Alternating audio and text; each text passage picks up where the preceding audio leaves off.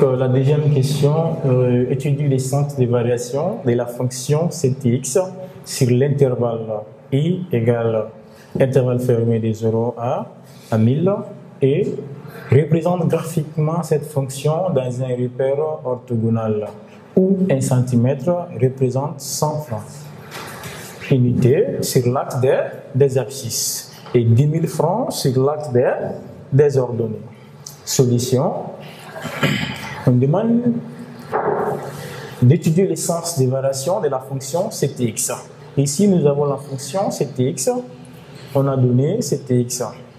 Donc, on va écrire Ctx égale 0,1 x carré plus 16 000. Donc, étudions l'essence des variations. L'essence des variations de Ctx sur I qui est égal à intervalle fermé de 0 à 1000. Donc nous allons chercher la dérivée de cette fonction qui est le coût total. On va chercher la dérivée. On met C'T de x. La dérivée ici. Nous avons la dérivée de 0,1 x carré. On multiplie 2 par 0,1. 2 fois 0,1 va nous donner 0,2x. Et la dérivée de 16 000 égale à 0, car 16 000 est une constante. On a dit que la dérivée constante égale à 0. Donc la valeur de 16 000, sa dérivée sera égale à 0. Donc Ct' de x est égal à 0,2x. Posons que Ct' de x égale à 0. Implique que 0,2x égale à 0. Équivaut à dire que x égale à 0 divisé par 0,2. Implique que la valeur de x sera égale à 0. Donc, nous allons faire un petit tableau pour déterminer les signes. Ici, nous avons Ct' de x. On a 0, on a 1000. Donc, on voit que x égale à 0. Donc, ici, notre A, on a 0,2. La valeur de 0,2 est positive. On met plus ici. Donc, on voit que Ct' est supérieur à 0 sur l'intervalle de 0 à 1000. La fonction Ct' est supérieure à 0. Donc, nous allons écrire Ct de x est strictement croissante. Croissante de 0 à 1000. Donc, on va dire pour tout x élément de l'intervalle fermé de 0 à 1000, Ct' de x est supérieur ou égal à 0. Alors, Ct de x est croissante sur l'intervalle fermé de 0 à 1000. Voilà, on vient d'étudier le sens des variations de Ct de x. Donc ici, on dit d'étudier le sens des variations de la fonction Ctx sur l'intervalle I de 0 à 1000. Et après, la deuxième question, la question suivante, et représente graphiquement cette fonction dans un repère orthogonal où 1 cm représente 100 unités sur l'axe des abscisses et 10 000 sur l'axe des ordonnées. Donc nous allons tracer le repère. Donc ici nous avons le repère orthogonal. Nous avons x ici et là on a 110 000. Nous avons y. Donc nous allons calculer Ct0. On va remplacer pour tous les x par 0 d'abord. Parce qu'on dit que i est égal à 0 à 1000. Donc nous allons calculer Ct0. Ct0 ici, on va remplacer x par 0, ça sera 0,1. Facteur de 0 au carré plus 16 000. Voilà, donc 0,1 fois 0 égale à 0, ça va rester 16 000. Voilà la valeur de CT0. Nous allons calculer CT. On va prendre soit 100, soit 200, on est libre. Juste on doit tracer la courbe, donc la courbe va passer par ces points. On peut prendre 200, x égale à 200, on remplace les x par 200. On va avoir 0,1, on perd 200 plus 16 000. Donc c'est 200 au carré. Donc nous allons avoir 200 au carré multiplié par 0,1 va nous donner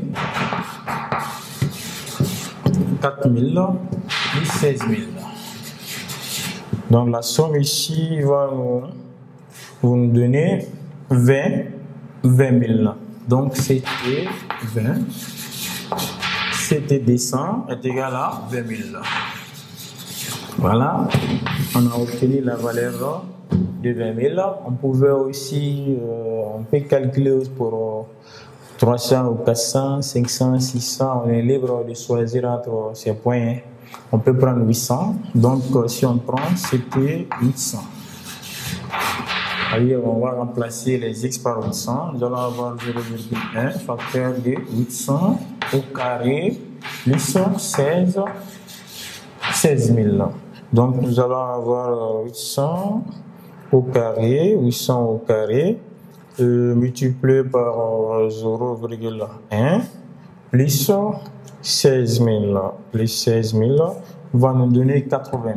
Donc nous allons obtenir ici 80 000. Voilà, c'était 800 égale à 80 000.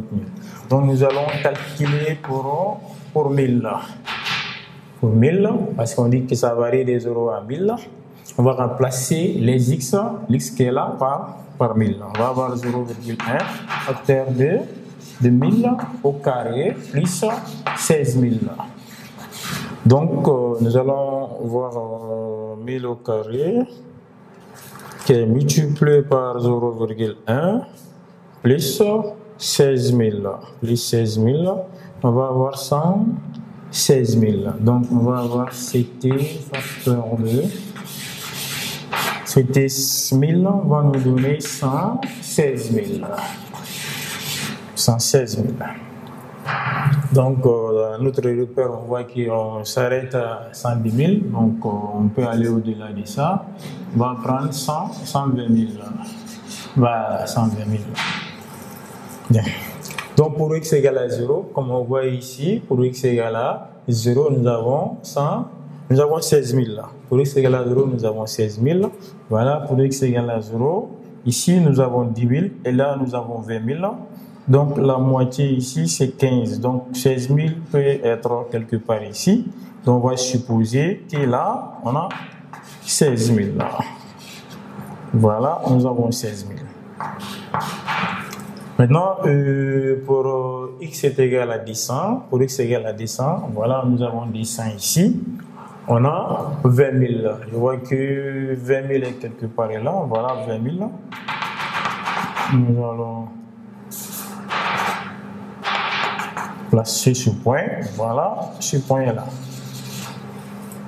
Maintenant, pour x est égal à 800. Pour x est égal à 800, 800 est là.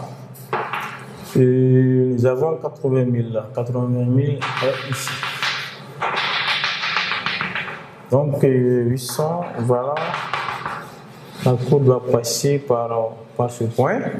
Pour x est égal à 1000, nous avons 116 000. 116 000, nous avons ici 110 000. Donc là, on peut prendre 116 000 quelque part ici. Hein.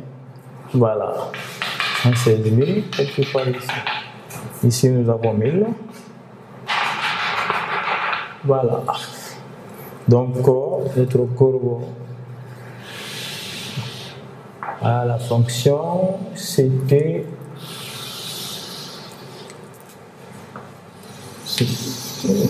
bien. Voilà. Ici, nous avons la courbe CT X. Donc, c'était la question demandée. On avait demandé de représenter cette fonction. Donc, on a pris des valeurs quelconques ici. On est libre parce qu'on demande juste de représenter. Donc, on voit que ça varie des 0 à 1000. Des 0 à 1000, si on veut, on peut prendre 100, on peut prendre 300, 400, 500, 600. N'importe quelle valeur entre 0 à 1000, on peut choisir n'importe quelle valeur pour tracer la courbe. C'était la première question. Nous allons passer par la question.